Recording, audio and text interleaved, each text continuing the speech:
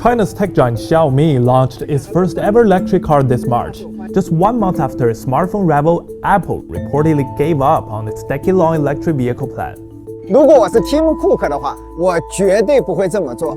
The world has seen the rapid development of China's electric vehicle or EV industry in recent years.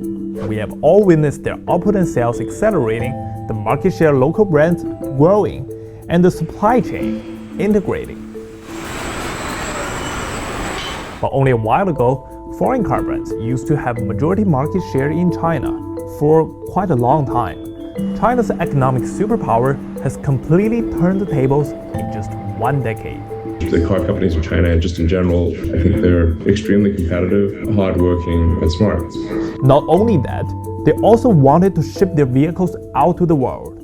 China has become the world's largest auto exporter. So how did China make all this happen? Is China leading the world's EV race now? And more importantly, what does it mean for global consumers when Chinese brands take on other big car names? To find these out, let's start with this German company, Volkswagen. Volkswagen was the very first foreign company to participate in China's auto manufacturing. As early as 1978, when China began conducting its most significant open-door policy, the German carmaker established contact with China and later set up the joint venture, Shanghai Volkswagen Automotive Company. China's automobile industry had a late start, and that is why it decided to partner with foreign automakers through joint ventures to leapfrog decades of technology. After that, other companies like America's General Motors, Japan's Toyota, and Korea's Hyundai arrived.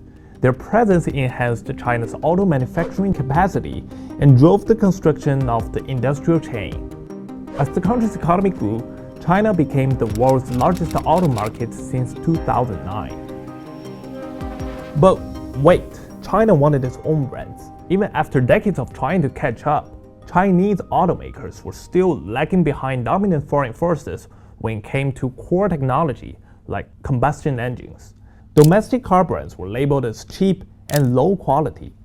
No one could even afford nice and quality cars back in those days in China, so it makes sense. That is until the emergence of electric moving technology leveled the playing field. Since early 2000s, China had already issued policies to support the research and development of new energy vehicles, including battery EVs, plug-in hybrids, and fuel cells. But the real turning point came in 2009, when China set up 25 pilot cities with new energy vehicle subsidies. Taxis, buses, and other public vehicles were encouraged to use the new energy models. For new energy passenger cars, they even got favorable vehicle registration and road access in big cities like Beijing. In China, it's pretty easy to tell which cars use new energy and which ones are gasoline powered.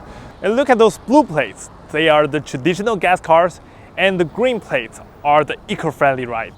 Seeing the new opportunities, Chinese automakers and entrepreneurs reacted faster than their foreign counterparts.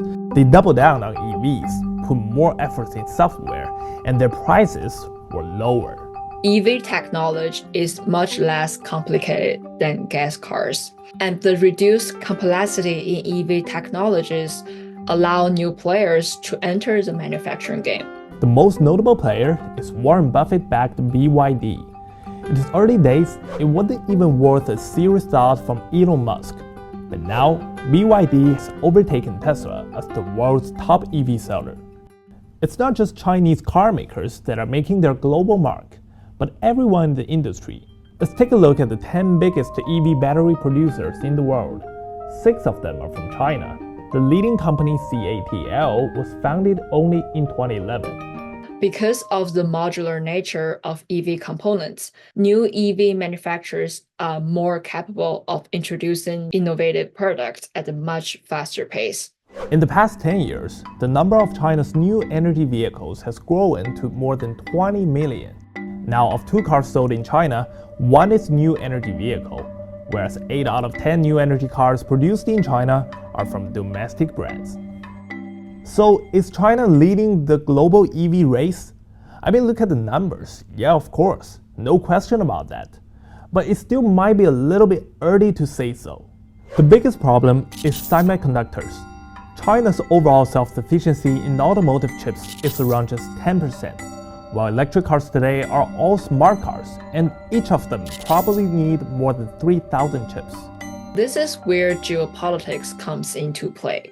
Many Chinese EV companies have to face the restraint of the US chip ban, which may put them at a disadvantage with their Western competitors.